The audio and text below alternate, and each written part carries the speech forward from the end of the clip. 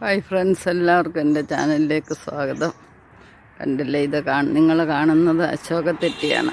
ഇതിൻ്റെ പൂ നല്ല മണമാണ്, നല്ല ഔഷധ ഗുണമാണ്. ഇതിൻ്റെ പൂ പറിച്ചൊരു ഡിഷ് ഉണ്ടാക്കാനാണ് ഞാൻ ഒരുങ്ങുന്നത്. അതിനുവേണ്ടി നിങ്ങളെയും കൂടെ ഒന്ന് പരിചയപ്പെടുത്താമെന്ന് വിചാരിച്ചു. നമുക്ക് ഇച്ചിരി പൂ പറിച്ചെടുക്കാം.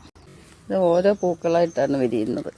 ഇതിൻ്റെ തൈ എവിടെയെങ്കിലും കിട്ടുവാണെങ്കിൽ വീടിൻ്റെ വടക്ക് കിഴക്കേ മൂലയ്ക്ക് നടുന്നത് നല്ലതാണെന്നാണ് പറയുന്നത്. അപ്പോൾ ഇനി ഈ പൂവെല്ലാം ഒന്ന് ക്ലീനാക്കി എടുക്കാം. പൂവെല്ലാം പറിച്ചെടുത്തിട്ടുണ്ട്. ഇനി ഇതിൻ്റെ അഴുക്കെല്ലാം കളഞ്ഞൊന്ന് ക്ലീനാക്കി എടുക്കണം. ചില പ്രാണികളൊക്കെ കൂട് വെക്കും ഇതിൻ്റെ ഇടയ്ക്കൊക്കെ. അപ്പോൾ അത് നന്നായിട്ട് നമ്മൾ ക്ലീൻ ചെയ്ത് ഈ നാരെല്ലാം പറിച്ച് കളഞ്ഞിട്ട് നമുക്ക് ഉപയോഗിക്കാനൊക്കത്തുള്ളൂ. അപ്പോൾ ഇതൊന്ന് ക്ലീൻ ചെയ്തെടുക്കാം.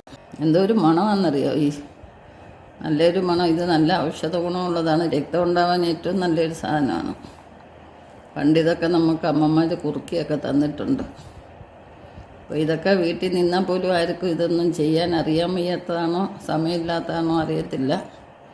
ഞാൻ എന്തായാലും എവിടെ കണ്ടാലും ഇതിൻ്റെ എന്തെങ്കിലുമൊക്കെ ഡിഷ് ഉണ്ടാക്കി കഴിക്കും. എടുത്ത് വെച്ചപ്പം തന്നെ മനസ്സിലായി കാണുമല്ലോ, നമ്മൾ പൂ കൊണ്ട് ഇന്നലെ ഒരു ഡിഷ് ഉണ്ടാക്കുന്ന കാര്യം പറഞ്ഞിരുന്നു. അതിന് വേണ്ടുന്ന ഇൻഗ്രീഡിയൻസാണ്. പൂവെല്ലാം ഞാൻ ക്ലീനാക്കി എടുത്തിട്ടുണ്ട്. ആദ്യമേ കൈകൊണ്ട് വൃത്തിയാക്കി എടുത്തു. പിന്നെ അത് വെള്ളത്തിലിട്ട് 3-4 പ്രാവശ്യം കഴുകി എടുത്തതാണ്.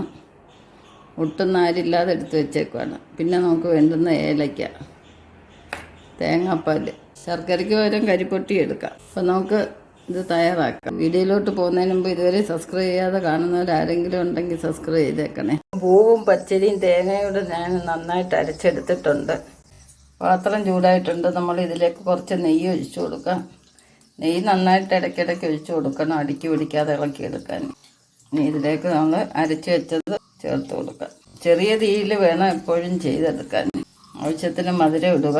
മധുരമൊക്കെ അവരവരുടെ ഇഷ്ടത്തിന് ഇടാം. ഞാൻ പാത്രം കഴുകി ഇച്ചിരി വെള്ളമോട്. അപ്പോൾ നമ്മൾ ആവശ്യത്തിന് വെള്ളം ചേർത്തിട്ടുണ്ട്. ഇടയ്ക്ക് നമ്മൾ തേങ്ങാപ്പാലിലാണ് ചേർത്തേക്കുന്നത്. എപ്പോഴും ഇളക്കുമ്പോൾ ശർക്കര എടുക്കുമ്പോൾ അഴുക്കില്ലാത്ത ശർക്കര നോക്കി എടുക്കുക. അഴുക്കുള്ളതാണെങ്കിൽ അത് തിളപ്പിച്ചിട്ട് അരിച്ച്. ഇപ്പോൾ ഇതിനകത്ത് ശർക്കരയ്ക്കകത്ത് അഴുക്കില്ലാത്തതുകൊണ്ടാണ് ഞാനിങ്ങനെ ഇട്ടേക്കുന്നത്. അപ്പോൾ ഇത് കൈ എടുക്കാതെ ഇളക്കിയെടുക്കണം. ഇതിലെ നല്ല പരുവത്തിന് കിട്ടത്തുള്ളൂ.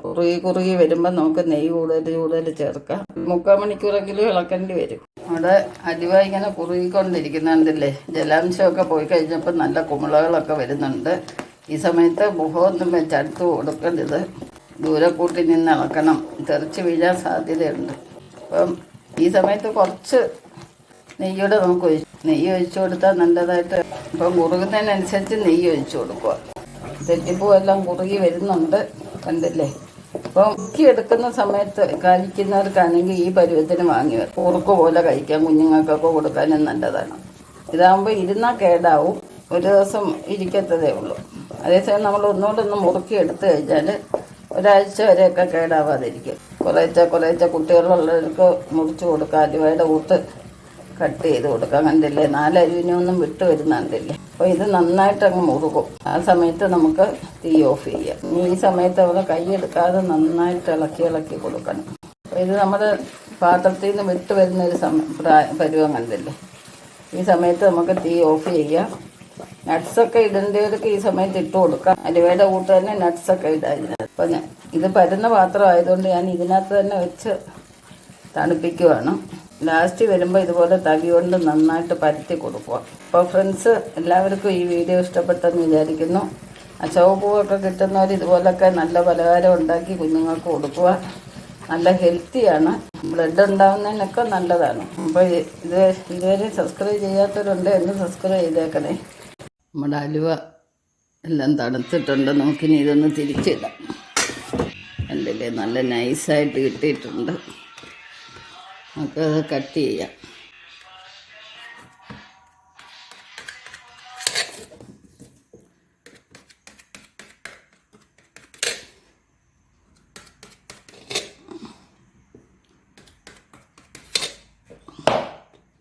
അപ്പോൾ നമ്മുടെ അശോകപ്പൂവിൻ്റെ അലുവയാണിത്. കഴിച്ചിട്ടില്ലാത്തവരൊക്കെ ഇതുപോലെ കഴിച്ച് നോക്കുക. നല്ലൊരു ടേസ്റ്റാണ് കേട്ടോ. നല്ല ഫ്ലഫി ആയിട്ടിരിക്കുന്നുണ്ട്, നല്ല ടേസ്റ്റാണ്. കണ്ടല്ലേ, ഒന്ന് തിന്ന് നോക്കട്ടെ. വാവ്. നെക്സ്റ്റ് ഒരു വെറൈറ്റി ആയിട്ട് അടുത്ത വീഡിയോ കാണാം. ശുഭദിനം ആശംസിച്ചുകൊണ്ട് ബൈ ബൈ.